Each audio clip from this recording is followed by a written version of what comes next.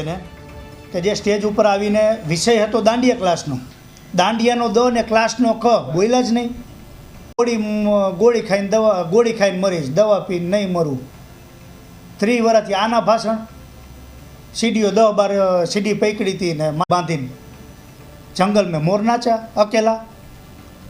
તો તમે પોલીસ ફરિયાદ કેમ ન કરી? પોલીસ ફરિયાદ કરવી જોઈએ ને. તમે 10-12 સીડી પકડી હતી, ગમે નહીં પકડી હોય તો તમે એના મા બાપને કેમ જાણ ન કરી? આનું કારણ શું? કે તમારો હગો હતો, પાછળથી કોઈની ભલામણ આવી કે ધારાસભ્ય શ્રી રહેવા દેજો, કાંતિભાઈ રહેવા દેજો. સીડી શું કરવા ભાંગી નાખી, શું કરવા તોડી નાખી તમે? અને આવા ભાષણ દેવાને તમારે? અરે MLA છો મોરબીના, આવા ઓપિનિયન હોય તમારા.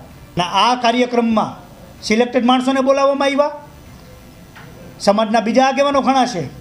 બીજું, ધારાસભ્ય જે બોલ્યા છે 30 વર્ષના ધારાસભ્ય, આ તો કેશુબાપા વખતથી હાયલું આવે છે ને આ જ સ્પીચ ચાલે છે. સમાજને આ જ હોય છે. નવરાત્રિ વર્ષો ત્યાં થાય છે.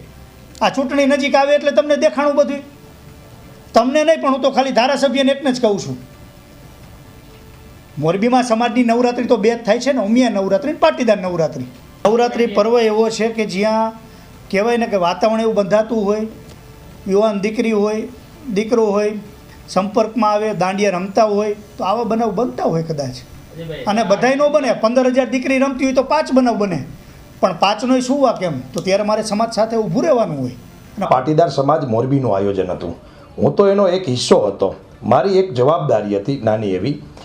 બાકી આ આખા આયોજનની અંદર સંસ્થાઓ સિવાય કોઈને પણ ટેલિફોનિક આમંત્રણ આપવામાં આવ્યું નહોતું.